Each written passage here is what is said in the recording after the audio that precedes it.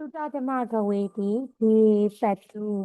ရှင်သီလာစာရတိတကူလာမင်းဤမေးဖြေညာအပိုင်းသုံးပိုင်းသုံးဤပိုင်းတစ်မေလောကမှာတင်းတိမ်ရောင်ရဲမှုရှိတဲ့ပုဂ္ဂိုလ်ဟာဘယ်သူလဲရှင်းပြပါ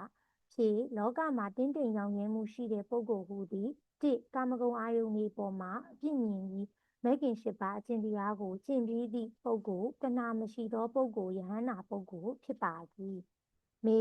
ကာမေတုဗြဟ္မစာရိဝါ၌ကာမအယနှင့်အဓိပ္ပာယ်နှင့်တကွရှင်းပြပါကာမအယကိုအဓိပ္ပာယ်နှင့်တကွရှင်းပြပါကေကာမသည်ဝတ္ထုကာမလိုချင်စရာများနှစ်ကိလေသာကာမလိုချင်တာဟူ၍နှစ်မျိုးရှိပါသည်တစ်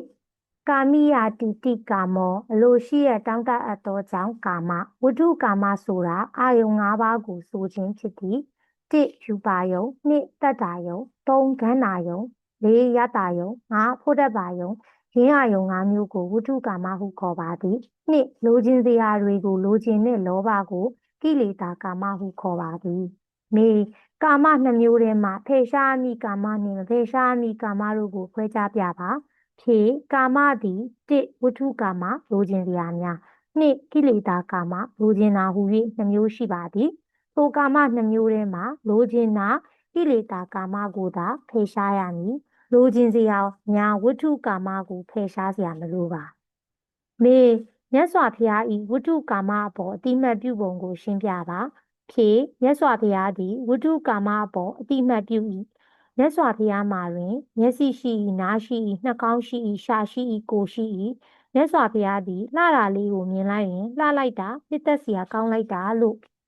အတိအမှတ်ပြု၏သို့တော်တွေ့တာတက်မှတ်စိတ်ဖြင့်အတိအမှတ်ပြုတာတော့မဟုတ်ပါပြင်စတိခနတ်သားကအိန္ဒတာလလိုင်းကူဝမှာတချင်းဆိုစောင်းလာတီးတယ်သူရိယဝိသတာနတ်သမီးကလည်းတရားကုံတရားကုံတန်ခကုံဓမ္မတေးတွေတည်ဆိုကြ၏တချင်းနှင့်စောင်းတံပြီးသွားသည့်အခါမြတ်စွာဘုရားကပြင်စတိခမင်းရဲ့တချင်းနှင့်စောင်းတံကလိုက်ဖက်ပါပြီတယ်လို့ပြောသည်မြတ်စွာဘုရားသည်မျက်စိရှိလို့နှစ်သက်စရာအာယုံများကိုမြင်ရသည်နားရှိလို့နှစ်သက်စရာအသံများကိုကြားရသည်နှာခေါင်းရှိလို့နှစ်သက်စရာအနံ့များကိုနမ်းရသည်ရှာရှိလို့နှစ်သက်စရာရတာကိုခံစားရသည်ခန္ဓာကိုယ်ရှိလို့နှစ်သက်စရာထိတွေ့ရှိသည်သို့သောနှစ်သက်စရာအာယုံတွေပေါ်တွေ့တာတဲ့တဏှာမရှိတော့ပါမေ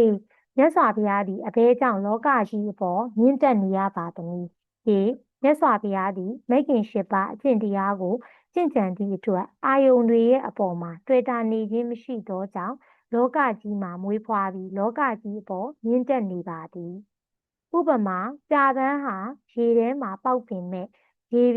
ပြင်ပေါ်မြင့်တက်နေပြီးရေမလူးရေဆိုခြင်းမရှိပါထို့အတူမြတ်စွာဘုရားသည်လည်းလောကကြီးပေါ်မြင့်တက်နေခြင်းဖြစ်ပါသည်မေမြတ်သောအကျင့်မဂ်ခင်၈ပါးဟူသည်အဘယ်နည်းရှင်းပြပါဖြေမြတ်သောအကျင့်မဂ်ခင်၈ပါးဟူသည်တစ်အမှန်ကန်နားလည်အောင်ကြိုးစားရမည်